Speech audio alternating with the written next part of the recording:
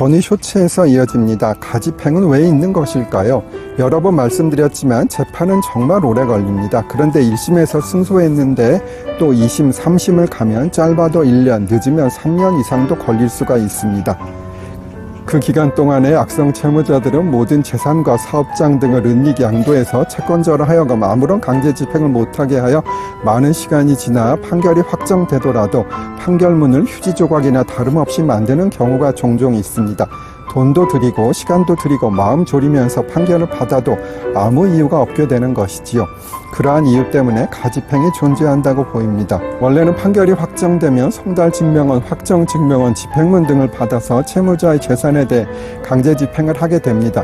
그러나 가집행이 있으면 상대방이 항소, 상고를 하더라도 즉시 강제 집행에 착수할 수 있는 것이지요. 전의 쇼츠에서 이어집니다. 가집행은 가압류, 가처분과 같이 집행 보전에 그치는 것이 아니라 종국적 권리의 만족에 이르는 점에서 확정 판결에 기한 본집행과 다름이 없습니다. 다만 확정 판결에 기한 본집행과 달리 가집행은 확정적인 것이 아니라 상급심에서 가집행 선고 또는 그 판결이 취소되지 않을 것을 조건으로 해서 집행의 효력이 발생합니다. 결국은 가집행 선고 제도는 항소 또는 상고의 남용을 막아주는 역할도 하고 있는 것이지요. 다만 설명드렸듯이 가집행은 확정적이 아니기 때문에 상급심에서 판결이 바뀌는 경우에는 원고는 가집행 선고에 따라 피고가 지급한 돈이나 물건을 피고에게 다시 돌려주어야 하는 경우가 있습니다. 예를 들어서 설명드릴게요. 1심에서 원고는 이겼습니다. 판결 내용은 피고는 원고에게 1억 원 및 판결 선고일 무렵부터 연 22%의 지연손해금을 지급하라 라는 것이었어요. 다음 쇼츠로 오세요. 전의 쇼츠에서 이어집니다. 그런데 원고는 피고에게 받을 돈, 즉 972회에서 설명드린 1억 원 및 그에 대한 연 12% 이자를 받기 위해서 피고가 소유하고 있는 10억 원 상당의 아파트에 대해 경매를 신청하려고 합니다.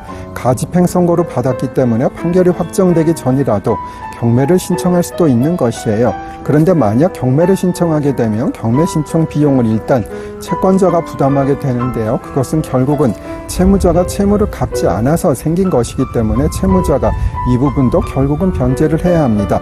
채무자는 집이 경매되면 안 되고 또 채권자가 경매를 신청하게 되면 채무자는 결국은 나중에 경매 비용까지 내야 하며 혹시 2심, 3심에서 계속 지게 되면 그동안 연 12%의 높은 이자를 부담해야 하기 때문에 항소, 상고는 진행하더라도 일단은 변제하는 것이 유리할 수 있습니다.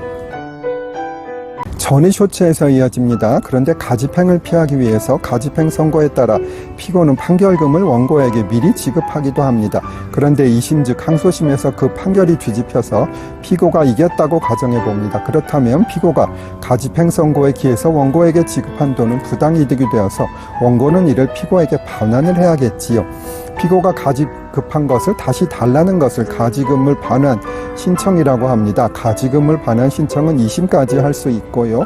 만약 2심에서 판결이 뒤집혀서 피고가 이겼지만 가지금을 반환 신청을 하지 않았다면 별도로 가지금물에 대한 부당이득 반환 청구를 하는 수밖에 없습니다. 다만 이 경우 조심할 것은 원고가 재산이 없는 경우에는 원고는 피고에게 가지금물을 반환하라 라는 판결이 선고되더라도 이를 집행 즉 반환받을 수 없는 경우가 있습니다. 그리고 가지급금에 대해 민법상 연 5% 이자도 받을 수 있습니다. 전의 쇼츠와 연관이 있는 내용인데요.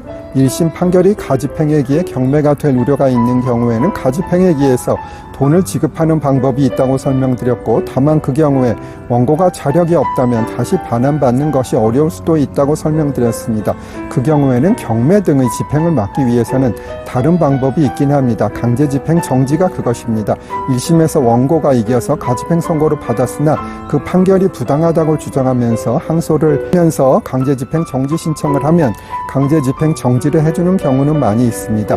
1심 재판은 2심에서 얼마든지 뒤집힐 수 있기 때문이지요. 다만 여러 번 설명드렸듯이 확률적 평균적으로 그 가능성이 많지는 않겠지만요. 하여튼 강제집행 정지는 잘 해주기는 하나 그 경우 공탁금을 요구하는데 그것은 보통 전액 현금 공탁으로 합니다.